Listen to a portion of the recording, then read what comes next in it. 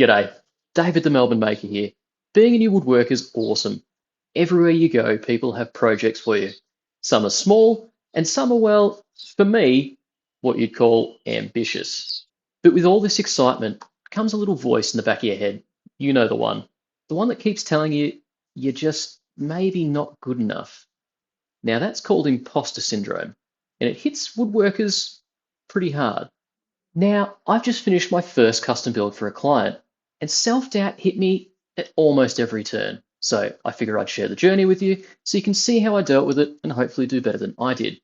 But to get a proper understanding, we're going to need to go back to the beginning.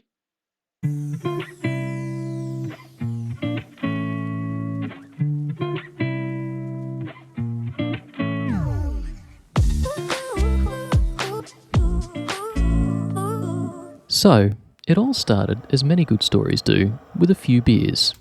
I was at a local brewery when this guy turned up. Well, what do you know, it's me. Hi.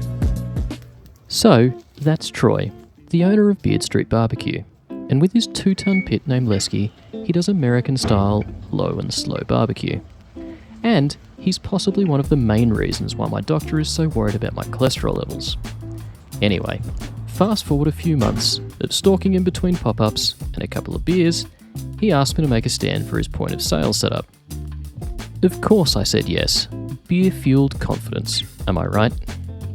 Now, I almost called this a commission piece in the title, but that would be misleading. Let me explain. Troy had a few basic requirements for the piece, but he was amazing and pretty much gave me full artistic license to create a piece in my own style. It just had to hold a card reader, his iPad, and a few brochures while hiding the cables. I had a general idea of the design in my head that would complement Troy's barbecue aesthetic. While it was exciting to think about bringing the vision to life, a nagging doubt started to creep in. I've been woodworking for about a year at this point, and I've made a few things to sell, which is quite stressful. It feels like everyone's scrutinising your work with a magnifying glass. But nothing can prepare you for the pressure of a custom build. The fear of messing up is paralysing. Imposter syndrome hit me hard. I started to question every decision. Was I choosing the right wood? Would the design suit his style? What if I couldn't pull it off? The fear of failure was overwhelming. It was like staring into a dense fog, my vision obscured by doubt and uncertainty. Normally, a confident woodworker would begin to dive into spreadsheets, calculating costs, and locking in a price. But I was paralysed by doubt. The project was still a mere concept, a ghost in the machine. Would the finished piece live up to the vision in my head? Would it measure up to Troy's expectations? The fear of falling short was a suffocating weight. Now, I knew the next rational step was to sketch it out to get Troy's approval and turn it into a proper commission piece. But life had other plans. My life at this point was a bit, well, stressful. So, I decided to simplify. As a side hustle, this wasn't about the bills. It was about the passion. So I embraced the learning curve and treated it as a chance to grow, to create something special, and to share it with a great guy. Plus, there was always the promise of good brisket. In the end, it wasn't a commission. It was something I wanted to build. So, instead of adding to the stress in my life, I decided, Just get started. Now, just as I was finding the motivation to begin, I received this message. Basically, Troy had changed his whole setup, so time to rethink the plan. I took this opportunity to simplify the design.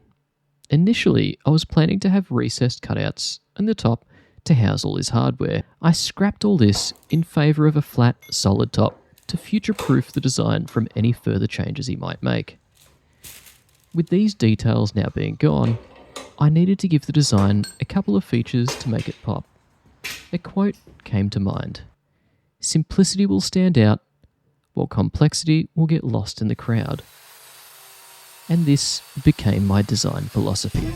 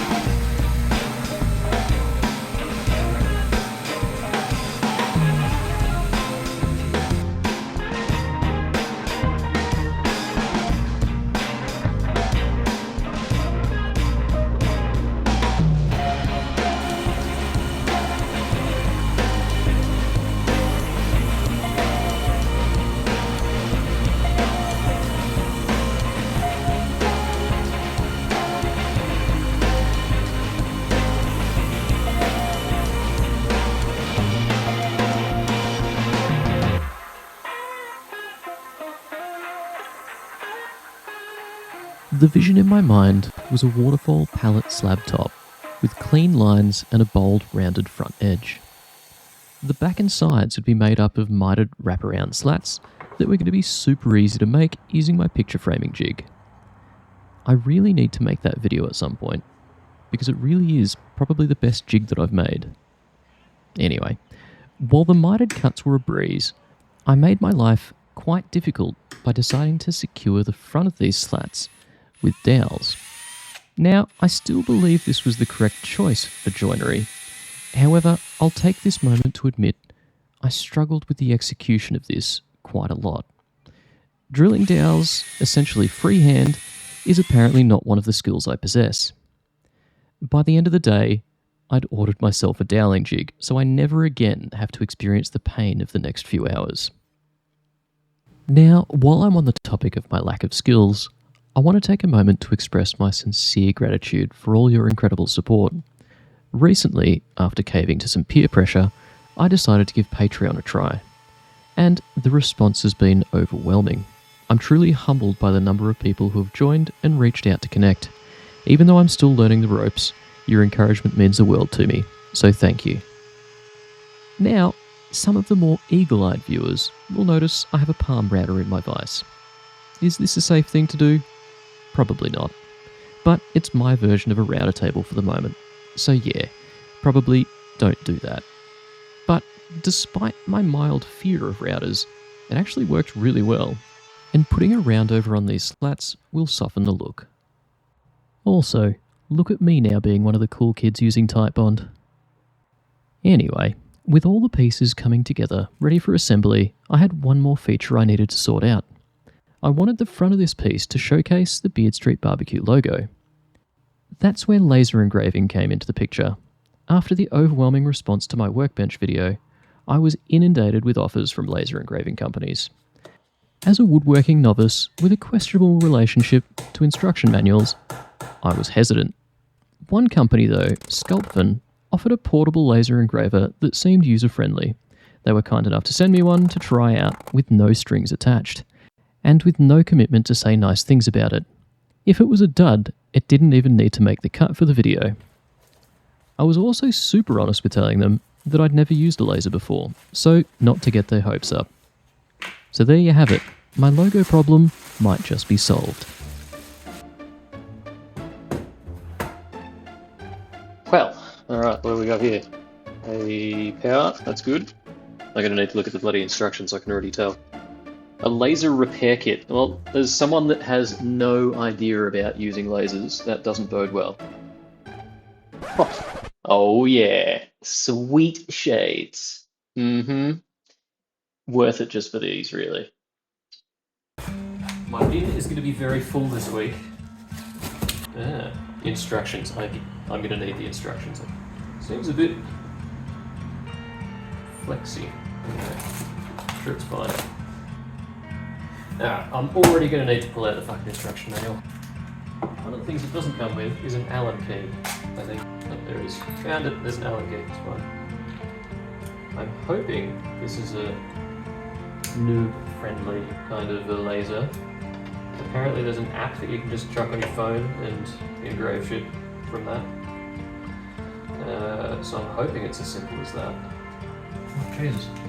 Okay, I don't have big manly hands, but even I'm struggling to get my hands into this. Holy crap on a stick. So that goes out and into the actual pump? Oh god. Well, where the heck did that go? Dang it. Oh, there's...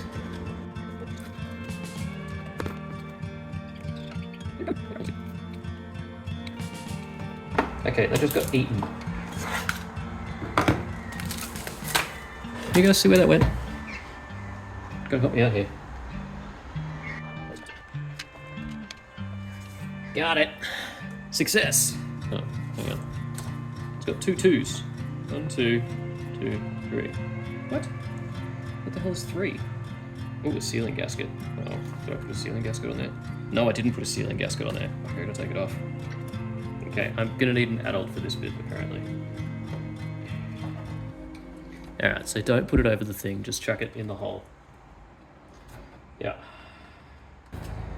Next up is working out how to actually use it. Now, despite my phone not wanting to connect to the unit, I think it might still be a bit upset with me from when I smashed it during the table saw cabinet build. It was actually super simple to get going. I must admit, the first test ended up just being a straight line because I didn't know I had to zero the position of the laser first, but that probably tells you more about me than the laser, if I'm honest. So, after a couple of tests on some scrap Palletwood bits, I decided to just jump in and do it on the main piece. No pressure. Now, this unit has a little metal spacer that folds down off the side of the laser with the idea of using that to get the laser at the correct height from the piece to be focused. Now, I moved the laser up to get the panel in as it was much thicker than my test pieces. All good. I did, however, in my excitement to see how good it looked, then forget to use this spacer to refocus the laser. I noticed this maybe 10% into the engraving, and boy did I freak out. Do I just let it run? Do I try and pause the software and adjust it? Can I pause it? Will it restart from the same point? So I decided to pause it, and thankfully I managed to do a thing correctly for once.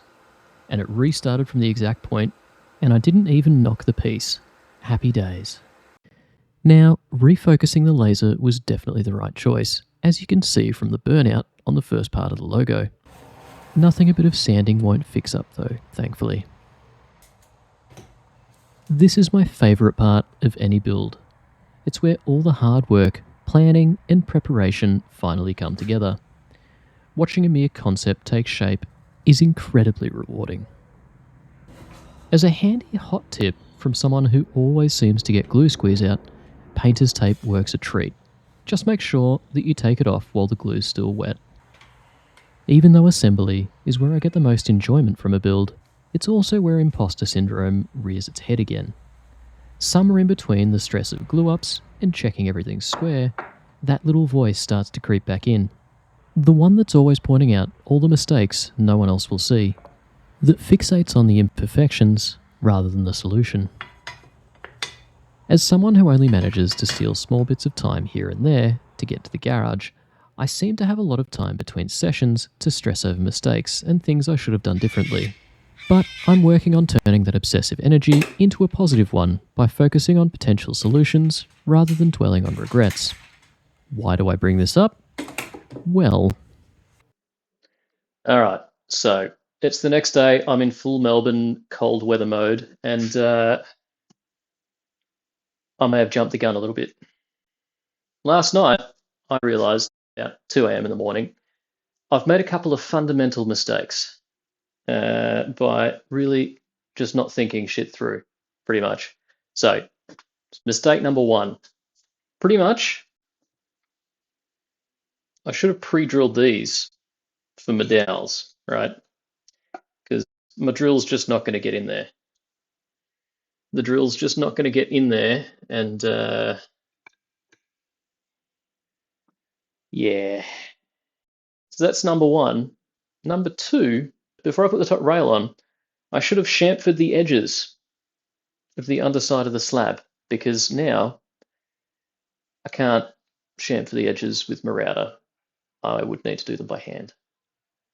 And I'm rubbish at hand tools, as we've worked out. So, yeah. Moral of the story, plan stuff before you do it, rather than just flying by the seat of your pants. Yeah. Anyway, let's solve all this stuff, huh? To delay needing to solve these issues and give me a bit more time to think of a solution, I'll first put the large round over on the front edge and chamfer the bits that I can still actually get the router to.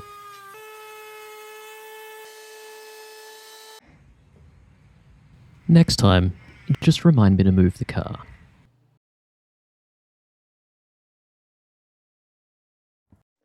All right, here's where we're at. After plenty of time pottering around and cursing at my lack of planning, and also doing a fair bit of sanding just to really punish myself for not actually knowing what I'm doing, I've gone and stolen a broken drill.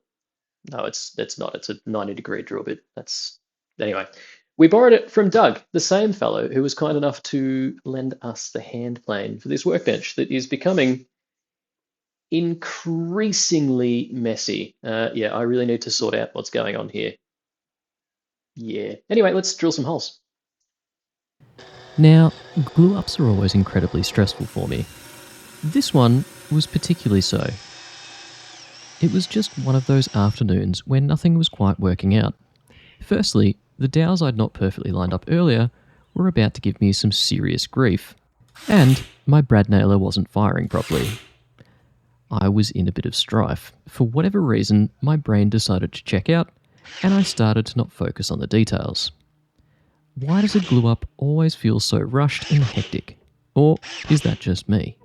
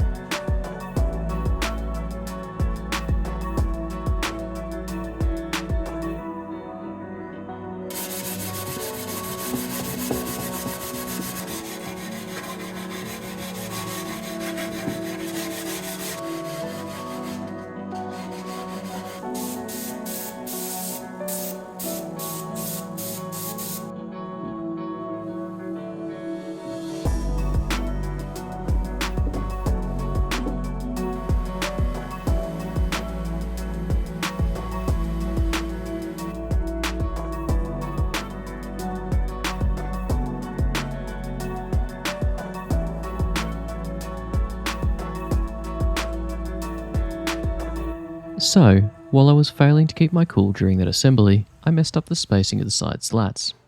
The plan was to have the bottom rail a few mil up so the cables could easily be passed through. I mean, Troy really only gave me 2 design criterias, and now I've not fulfilled 50% of them.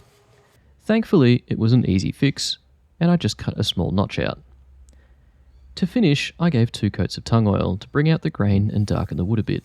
Then, after a week of drying time, I put a couple of quick coats of satin wipe-on poly to make it a bit more durable.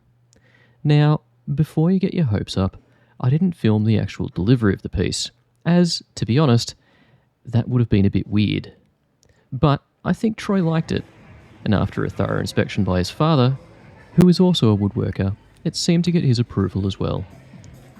The moral of the story? We all grapple with self-doubt and uncertainty. It's in those moments of doubt that we have the greatest potential for growth. Embrace the fear of failure as a catalyst for change. Let it ignite your determination to succeed. And even if that fails, there's always brisket.